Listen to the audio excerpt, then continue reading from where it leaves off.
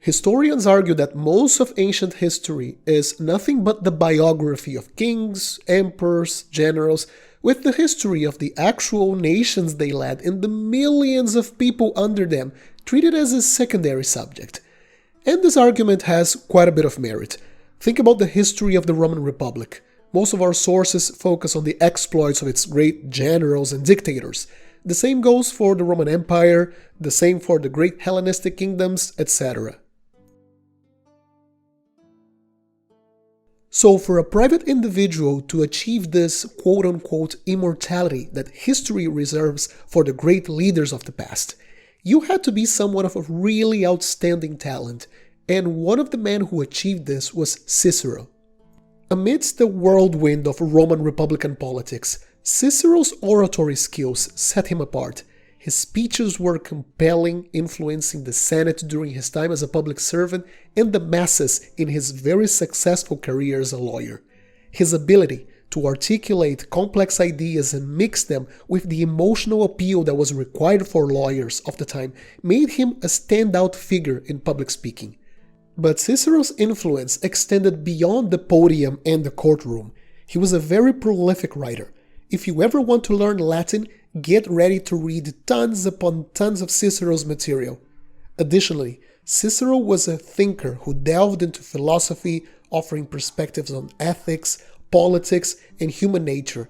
By drawing from various philosophical schools, he created this unique blend of ideas that captured attention in his time and still provoke discussions in law schools to this very day. And fortunately for us coin enthusiasts, he also left us a little bit of a numismatic legacy. Coins were struck under his authority. Cicero was consul in 63 BC, when he was 42 years old, the minimum age required for one to apply to the highest position in the cursus honorum. After conducting his tenure as a consul, you were typically given a province to rule for a year. Cicero accepted the governorship of Cilicia in 51 BC. This was quite a dangerous place to be in. To the east, the Parthians were more powerful than ever. Just a few years earlier, Crassus had been defeated in the disastrous Battle of Carrhae, and the eastern territories were being constantly harassed by the Persians, leaving Cicero in a very precarious position. Although Cicero himself had no military experience, he did a remarkably good job as a governor. He hired the support of generals and local officers, defending the area against Parthian raids. He subdued the local Cilician tribes that were against Roman rule, and he cracked down on corruption in the province, as well as improving the overall economic situation of the area. Cilicia, being an eastern province, did not use the Roman monetary system. They used the old Hellenistic monetary system. So here we have a coin struck in Cilicia during his time. This is a tetradrachma. This kind of tetradrachma is called a cystophorus, meaning something like coin with a basket. As we can see on the obverse, we have a basket and there's a snake coming out of it. This design was first introduced at another city, Pergamon, where the cult of Dionysus was very important. And in the ceremonies worshipping the god, a snake was kept on a basket, symbolizing the god's secrets. Pergamon is quite far away from Cilicia, which shows how important it must have been at the time, since a province so far removed from Cilicia decided to adopt this coin.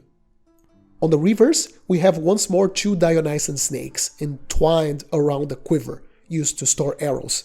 The bow and arrow were one of the symbols of Artemis, another deity very commonly worshipped in Asia. At the top of the design, we finally find the name of Cicero as the current proconsul of Cilicia. It reads Marcus Cicero, Marcus Filius, proconsul.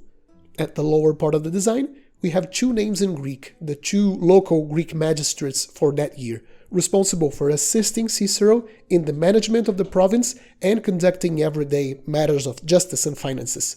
Their names were Theopropos and Apollonius. Cicero sadly picked the wrong allies in the civil wars of the late Republic, and he met a violent end at the hands of Mark Antony's thugs. But his talents were just too great for this man to simply fall into oblivion. And today we get to enjoy not only his literary works, but his coins. Have you read any of Cicero's works? Let us know in the comment section down below. I hope you enjoyed this little quick episode. Leave a like and consider subscribing if you did. and I'll see you soon.